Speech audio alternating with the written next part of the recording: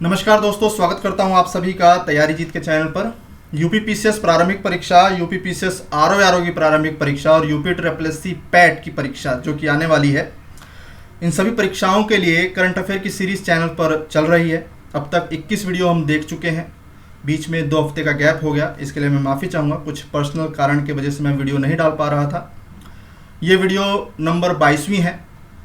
अब आने वाले वीडियोस में आपको यूपी के स्पेशल क्वेश्चंस भी देखने को मिलेंगे, भारत और अंतर्राष्ट्रीय स्तर के साथ साथ, इसलिए वीडियो को अंत तक ज़रूर देखिएगा। आज के इस वीडियो में कुछ बेहद इंपॉर्टेंट क्वेश्चंस को मैंने शामिल किया है जो कि मुझे लगता है कि एग्जाम में प्रश्न के रूप में पूछे जा सकते हैं, इसलिए वीडियो को अंत तक जरूर देखें। पहला प्रश्न देखिए, हाल ही में मई माह में तीसरा आर्कटिक विज्ञान मंत्री स्तरीय बैठक का वर्चुअल आयोजन हुआ। भारत ने भी इसमें पार्टिसिपेट किया था। ये जो आयोजन है ये किन 2 राष्ट्रों के संयुक्त प्रयास से किया गया, ये प्रश्न बन सकता है। आर्कटिक की जो जलवायु है वो पृथ्वी पर ग्रीन हाउस गैसेस के इफेक्ट को बताती है। आने वाला वेदर कैसा रहेगा, कौन से सागरीय द्वीपीय राष्ट्र पर खतरा है डूबने का, ये सब चीज़ें की जो संभावनाएं हैं वो हमें आर्कटिक के जलवायु परिवर्तन से पता चलती हैं। और कई सारे मुद्दों को लेकर के, एसिड रेन, जलवायु परिवर्तन, इनको लेकर के किन 2 राष्ट्रों के संयुक्त प्रयास से तीसरा आर्कटिक विज्ञान मंत्री स्तरीय बैठक का आयोजन किया गया, ये प्रश्न है। ऑप्शन आपके सामने है। सही जवाब क्या होगा अगर परीक्षा में ये प्रश्न आ गया तो? इस प्रश्न का सही जवाब है पहले का ऑप्शन सी, जापान और आइसलैंड। ध्यान से देख लीजिए, तीसरा आर्कटिक विज्ञान मंत्री स्तरीय बैठक का आयोजन जापान और आइसलैंड के द्वारा संयुक्त रूप से किया गया। चलिए आगे बढ़ते हैं। अगला प्रश्न देखिए, हाल ही में आयोजित तीसरे आर्कटिक विज्ञान मंत्री स्तरीय बैठक में भारत ने पार्टिसिपेट किया और भारत की लीडरशिप संभाली डॉक्टर हर्षवर्धन द्वारा। इस तीसरे आर्कटिक विज्ञान बैठक की थीम क्या रखी गई थी? एक बहुत बड़ा आयोजन, दुनिया के 163 देशों ने इसमें पार्टिसिपेट किया था, तो प्रश्न जरूर बन सकता है। तीसरे आर्कटिक विज्ञान मंत्री स्तरीय बैठक की थीम क्या रखी गई थी? Knowledge for world weather, knowledge for Arctic weather, knowledge for sustainable Arctic, knowledge for Arctic sea. प्रश्न संख्या 2 का सही जवाब क्या होगा? दूसरे का सही जवाब है ऑप्शन सी। आपको देखना है कि कौन से प्रश्न आपके गलत हुए। नॉलेज फॉर सस्टेनेबल आर्कटिक, इस तरह के प्रश्न जो हैं आगामी परीक्षाओं में पूछे जा सकते हैं। नॉलेज फॉर सस्टेनेबल आर्कटिक यानी कि सतत आर्कटिक का ज्ञान।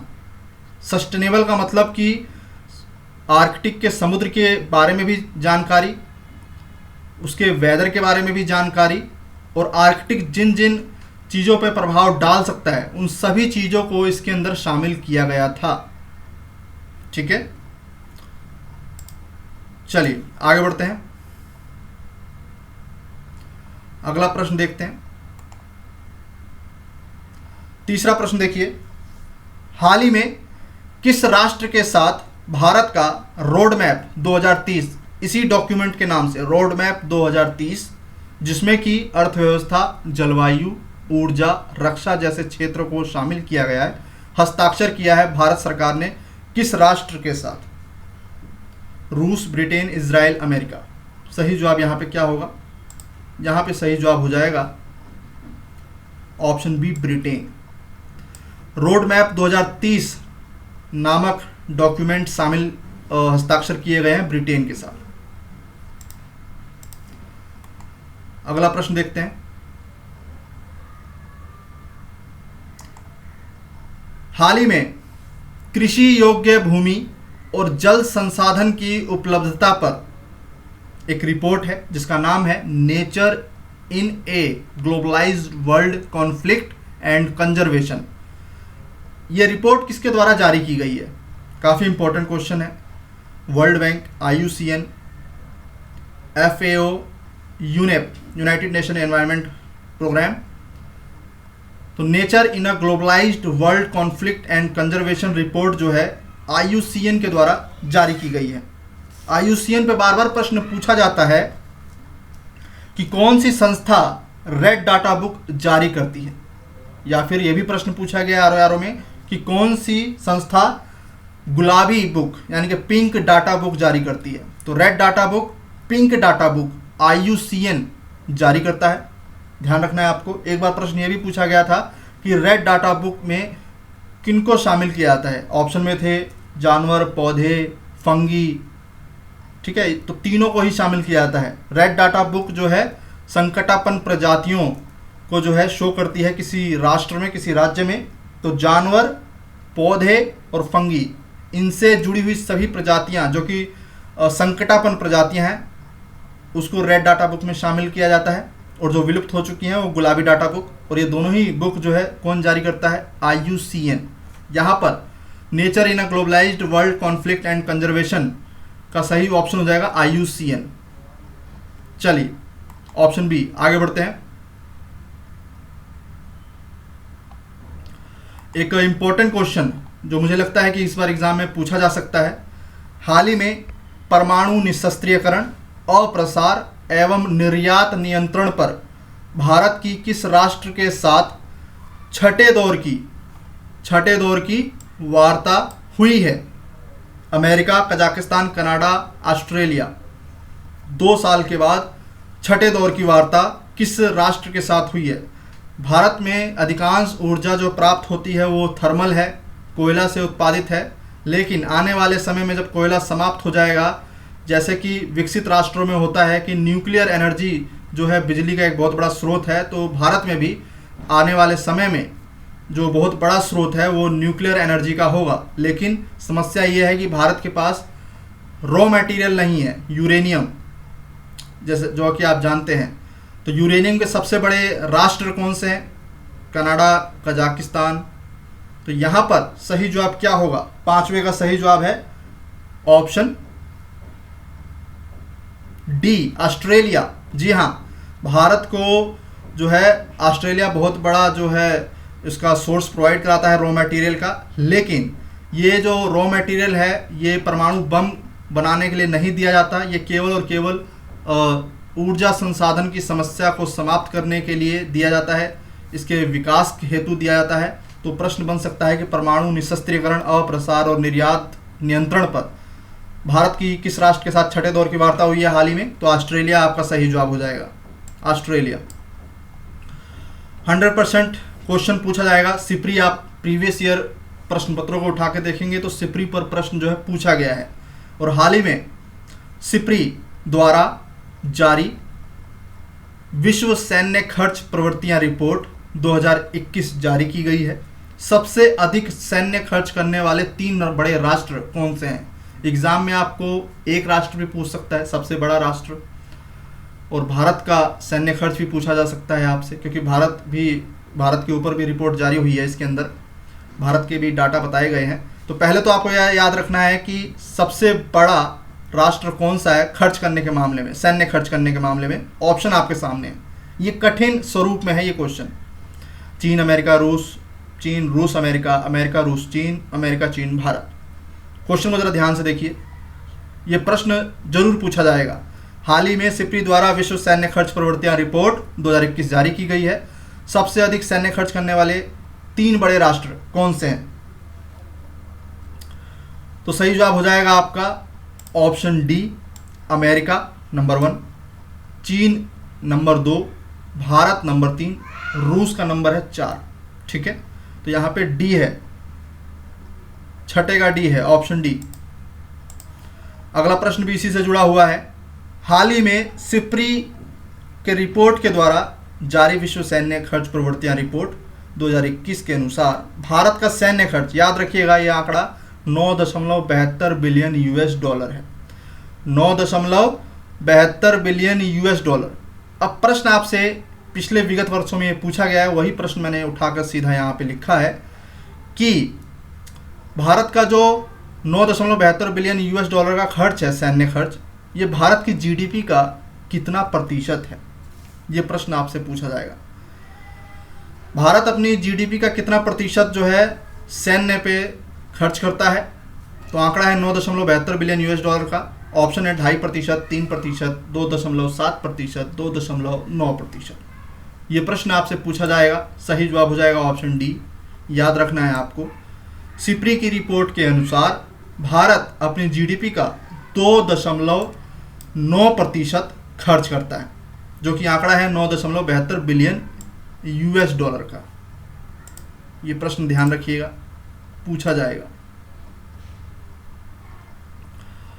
केंद्र सरकार की महत्वाकांक्षी योजना है, लक्ष्य है, योजना नहीं लक्ष्य कहूँगा इसको मैं, भारत को नवीकरणीय ऊर्जा का उत्पादन वर्ष 2022 तक कितना गीगावाट करने का। सौर ऊर्जा जो कि नवीकरणीय ऊर्जा के संदर्भ में बात हो रही है, 100 gigawatt, 155 gigawatt, 175 gigawatt, 180 gigawatt. Bharat सरकार के जितने भी मिशन हैं, लक्ष्य हैं, महत्वाकांक्षी योजनाएं हैं, उनका जो है डेडलाइन कब दिया गया है उस पर प्रश्न जरूर पूछा जाता है, याद रखिएगा। ठीक है, हर योजना का, हर लक्ष्य का। तो यहाँ पे नवीकरणीय ऊर्जा के उत्पादन वर्ष 2022 तक सौर ऊर्जा से जो कितना है, तो सही जवाब हो जाएगा 175 गीगावाट। कब तक? 2022 तक। हाल ही में संयुक्त राष्ट्र की विश्व आर्थिक स्थिति और संभावना मध्य 2021, ये नाम है रिपोर्ट का। किसकी रिपोर्ट है? संयुक्त राष्ट्र की है। संयुक्त राष्ट्र की विश्व आर्थिक स्थिति और संभावना मध्य रिपोर्ट 2021 के अनुसार वर्ष 2021 हेतु भारत की अनुमानित विकास दर क्या है 2021 के लिए। तो 2021 के लिए आर्थिक वृद्धि विकास दर जो रखी गई है, तय की गई है संयुक्त राष्ट्र के द्वारा, नोए का सही जवाब हो जाएगा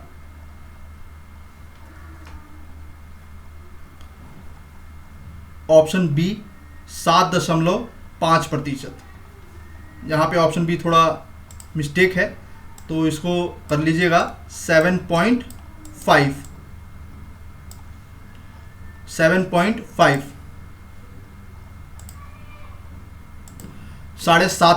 है संयुक्त राष्ट्र की रिपोर्ट के अनुसार। कंप्यूटर में टाइपिंग की वजह से ये थोड़ा मिस्टेक हो गया है, तो इसको ध्यान रखिएगा, 7.5%। हाल ही में अंतर्राष्ट्रीय वित्तीय सेवा केंद्र ने सभी गैर बैंकिंग कंपनियों को भारत के गिफ्ट सिटी में कार्य करने की अनुमति प्रदान की है। गिफ्ट सिटी की स्थापना किस राज्य में की गई है? उत्तर प्रदेश, तेलंगाना, गुजरात, आंध्र प्रदेश। 10वें का सही जवाब क्या हो जाएगा? गिफ्ट सिटी किस राज्य में है? गुजरात। गुजरात देश का पहला गिफ्ट सिटी कहाँ है? गुजरात में। ठीक है, चलिए अगला प्रश्न है, हाल ही में किस नगर निगम ने देश का पहला ग्रीन म्युनिसिपल बॉन्ड जारी किया है? देश का पहला ग्रीन म्युनिसिपल बॉन्ड किसके द्वारा जारी किया गया है? 11वें का सही जवाब क्या होगा?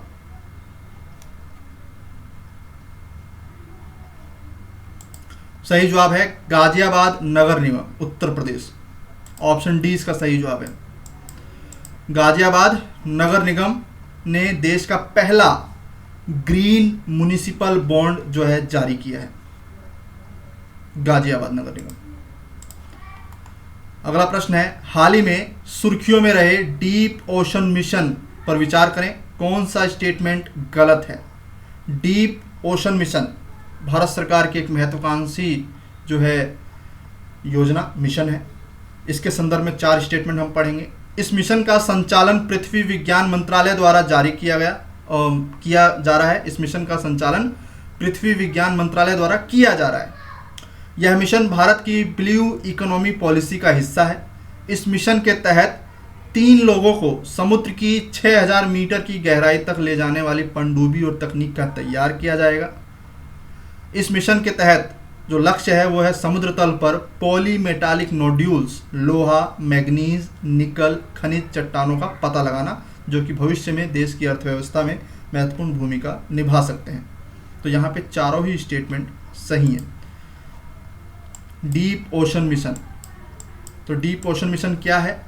डीप ओशन मिशन भारत की ब्लू इकोनॉमी का एक हिस्सा है, जिसके तहत समुद्र की तलहटी पर पॉलीमेटालिक नोड्यूल्स, लोहा, मैग्नीज, निकल, खनिज चट्टानों की खोज करना है और पता लगाना है कि कहाँ पर कौन सी चट्टानें हैं जो कि भविष्य में देश की अर्थव्यवस्था को सपोर्ट कर सकती हैं।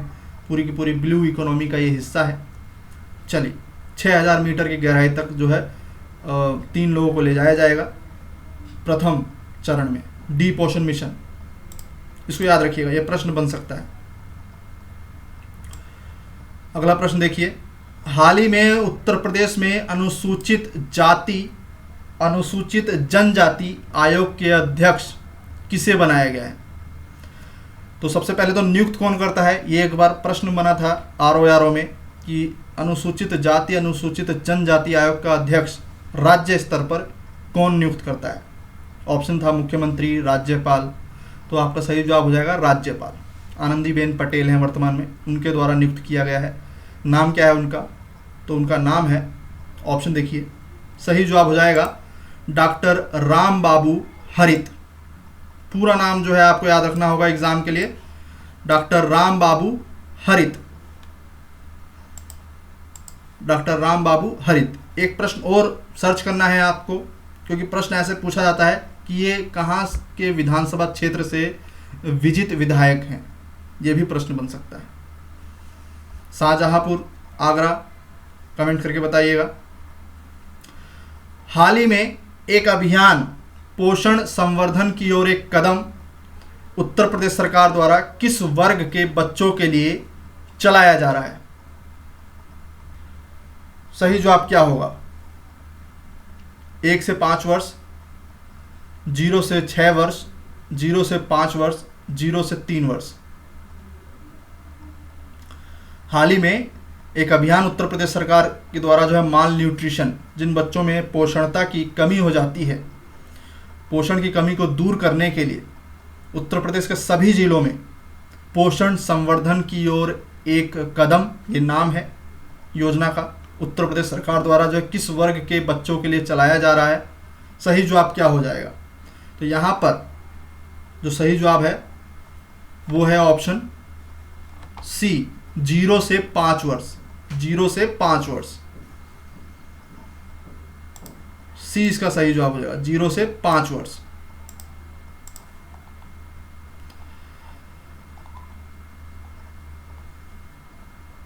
हाल ही में डॉक्टर राम बाबू हरित को उत्तर प्रदेश के राज्यपाल द्वारा अनुसूचित जाति जनजाति आयोग का अध्यक्ष नियुक्त किया गया है राज्य का।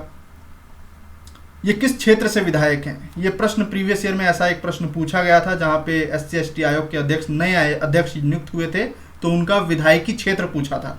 तो यहां पर मैंने वैसा ही एक प्रश्न बनाया है। सही जवाब क्या होगा?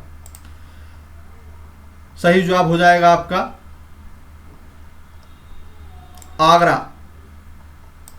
उपाध्यक्ष मिथिलेश कुमार हैं, वो शाहजहांपुर से हैं, लेकिन जो अध्यक्ष हैं राम बाबू हरित, वो आगरा के क्षेत्र से हैं। 20 का सही जवाब हो जाएगा आगरा। चलिए आगे बढ़ते हैं।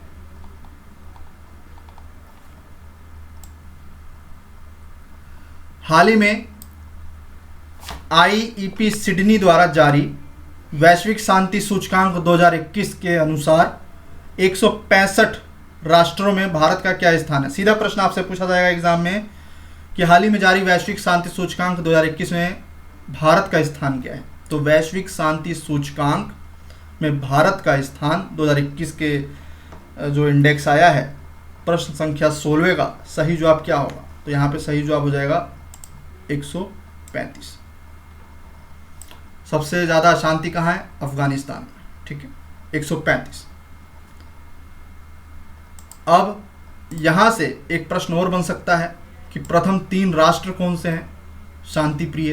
वैश्विक शांति सूचकांक 2021 के अनुसार प्रथम 3 राष्ट्र कौन से हैं इस इंडेक्स में टॉप करने वाले? क्योंकि यहाँ से प्रश्न बन सकता है, आपसे एक राष्ट्र का भी नाम पूछा जा सकता है, क्रम लगा करके भी जो है एग्जाम में पूछा जा सकता है। तो दोनों ही तरीके से आपको तैयार करना है। तो 17वें का सही जवाब क्या हो जाएगा? आइसलैंड, फिर है आपका डेनमार्क, और फिर है आपका न्यूजीलैंड, और फिर है पुर्तगाल।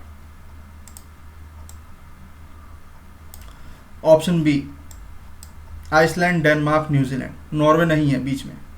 तो यहाँ से ये प्रश्न इंपॉर्टेंट है, क्योंकि अक्सर नॉर्वे जो है हर इंडेक्स में टॉप पर रहता है, लेकिन यहाँ पर वैश्विक शांति सूचकांक 2021 में आइसलैंड, डेनमार्क, न्यूजीलैंड, तो प्रश्न बनने की संभावना रहेगी। 2021 का सूचकांक अभी हाल ही में जारी हुआ है और ये प्रश्न यहाँ से कोई सा एक प्रश्न जरूर बनेगा, या तो भारत का इंडेक्स पूछ लिया जाएगा या फिर टॉप 3 राष्ट्र। हाल ही में सुर्खियों में रहा विवा टेक 2021 क्या है, किससे संबंधित है? भारत सरकार की डिजिटल स्टार्टअप अभियान, अमेरिका भारत साझेदारी वाली डिजिटल स्टार्टअप अभियान, यूरोप का सबसे बड़ा डिजिटल स्टार्टअप अभियान, एशिया का सबसे बड़ा डिजिटल स्टार्टअप अभियान। तो विवा टेक 2021 जिसमें कि दुनिया के गणमान्य लोग शामिल हुए थे। एप्पल के सीईओ टिम कुक शामिल हुए, फेसबुक, माइक्रोसॉफ्ट और फेसबुक के जो अध्यक्ष हैं मार्क जकरबर्ग वो भी शामिल हुए, माइक्रोसॉफ्ट के सीईओ ब्रैड स्मिथ तत्कालीन वो शामिल हुए। पेरिस में आयोजित हुआ, कहाँ हुआ? पेरिस में। तो क्या है ये विवा टेक 2021?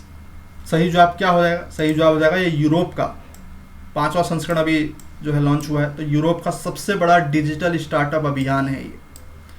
प्रधानमंत्री नरेंद्र मोदी ने जो है इसमें स्पीच दी वर्चुअली माध्यम से। तो आपसे सीधा यही पूछेगा कि विवा टेक 2021 कहाँ हुआ? पेरिस में हुआ। क्या है ये? तो ये एक डिजिटल स्टार्टअप अभियान है यूरोप का सबसे बड़ा। अगला प्रश्न देखिए, अगला प्रश्न पूछ रहा है, हाल ही में सिप्री द्वारा जारी ईयर बुक 2021 के अनुसार निम्नलिखित में से किन 2 राष्ट्रों के पास अनुमानित 13,080, तो ये आंकड़ा आपको याद रखना है। ईयर बुक में जो जारी वैश्विक परमाणु हथियारों का जो क्रम संख्या है वो है 13,080। तो 13,080 वैश्विक परमाणु हथियार अभी वर्तमान में पृथ्वी में उपलब्ध हैं, जो कि राष्ट्रों ने बना लिया है टोटल। तो अब पूछा कि ये गया है कि 13,080 वैश्विक परमाणु हथियारों का 90% हिस्सा किन 2 राष्ट्रों के पास है? अनुमान लगाना आसान है, ज़्यादा मुश्किल नहीं होना चाहिए। तो रूस और अमेरिका। शीत युद्ध के बाद से जो है इन दोनों देशों की में होड़ मच गई थी परमाणु आयुध तैयार करने के लिए, और उसी का परिणाम है कि आज हम खड़े हैं एक ऐसी पृथ्वी में, धरती पर, जहां पर 13,080 परमाणु बम मौजूद हैं। जी हाँ, 13,080 परमाणु बम बहुत बड़ी संख्या है ये, और इनमें 90% जो है रूस और अमेरिका के पास है। रूबीना फ्रांसिस चर्चा में रही हैं काफ़ी। ये किस खेल से संबंधित हैं? ये प्रश्न बन सकता है, और इस तरीके के प्रश्न ऐसे ही बनते हैं। खिलाड़ियों का नाम आता है और उनका स्पोर्ट्स आपसे पूछा जा सकता है। तो ये एक निशानेबाजी की खिलाड़ी हैं। अभी हाल ही में पेरू विश्व शूटिंग पैरा स्पोर्ट्स का आयोजन हुआ, जहां पर 10 मीटर एयर पिस्टल उसमें मैच में इन्होंने जो है गोल्ड मेडल जीता है, और टोक्यो के लिए जो है टोक्यो ओलंपिक्स के लिए क्वालिफाई किया है। एक बहुत बड़ी उपलब्धि। तुर्की की आइसेगुल पहली वीन को इन्होंने हराया है, और ये किस खेल से संबंधित है? रूबीना फ्रांसिस निशानेबाजी से। ठीक है, गोल्ड मेडल इन्होंने जीता है पेरू में। हाल ही में पेरू में क्या हो रहा है? विश्व शूटिंग पैरा स्पोर्ट्स गेम्स हो रहे हैं 10 मीटर में। ये भी पूछा जा सकता है कौन सी रेंज में? 10 मीटर एयर पिस्टल में। ठीक है, निशानेबाजी में। जून 2021 तक उत्तर प्रदेश में कुल कितने रामसर आद्र स्थल हैं? तो ये प्रश्न काफी इंपॉर्टेंट है। उत्तर प्रदेश में वर्तमान में कुल कितने रामसर साइट्स हैं? 10, 7, 9, 8 रामसर साइट्स। भारत सरकार और अंतर्राष्ट्रीय स्तर पर जो रामसर कन्वेंशन है उस योजना के तहत लाभान्वित होते हैं, इनको फंड मिलता है, ऐसे आद्र स्थलों को उनको संरक्षित किया जाता है। तो सही जवाब क्या हो जाएगा? सही जवाब है 21वें का ऑप्शन डी। उत्तर प्रदेश में वर्तमान में कुल 8 रामसर साइट्स हैं। कितनी रामसर साइट्स हैं? 8। यहां पे ऑप्शन डी है, याद रखना है आपको, 8। निम्न में से उत्तर प्रदेश के किस शहर में कोई रामसर आद्र स्थल नहीं है? ध्यान से देखिए, ऐसा प्रश्न आपसे जरूर पूछा जाएगा। कुल 8 रामसर आद्र स्थल हैं।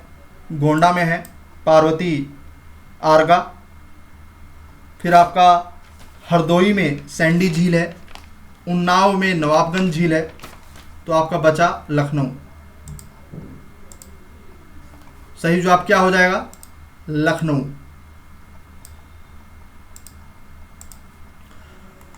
अगला प्रश्न देखिए, उत्तर प्रदेश में हाल ही में भू अधिग्रहण माफिया से सुरक्षा हेतु जो राज्य की संपत्ति है उसकी सुरक्षा हेतु एक कंप्यूटर सॉफ्टवेयर तैयार किया गया, जिसमें सभी सरकारी भूमियों का रिकॉर्ड तैयार रहेगा और किसी भी तरीके की जो भूमि संबंधित जो काफ़ी सारे लोग क्लेम करते थे वो समस्याएं अब नहीं होंगी। कौन सी संपत्ति किसकी है, राज्य की है, प्राइवेट व्यक्ति की है, ये सभी रिकॉर्ड्स तैयार किए जाएंगे उत्तर प्रदेश में। इस सॉफ्टवेयर को क्या नाम दिया गया है उत्तर प्रदेश सरकार द्वारा? ई धरनी, ई मृदा, ई भू संपत्ति या धरा? 23वें प्रश्न क्या होगा? एंटी लैंड माफिया से सुरक्षा हेतु भू अधिग्रहण जो होता है राज्य में बहुत बड़े पैमाने पर, उसकी सुरक्षा हेतु एक कंप्यूटर सॉफ्टवेयर तैयार किया गया है, नाम दिया गया है धरा। धरा याद रखना है आपको, यह प्रश्न बन सकता है, धरा। इस वीडियो में इतना ही, मिलते हैं अगले वीडियो में। वीडियो पसंद आया तो वीडियो को लाइक करिएगा, अपने दोस्तों के बीच में जरूर शेयर करें। धन्यवाद।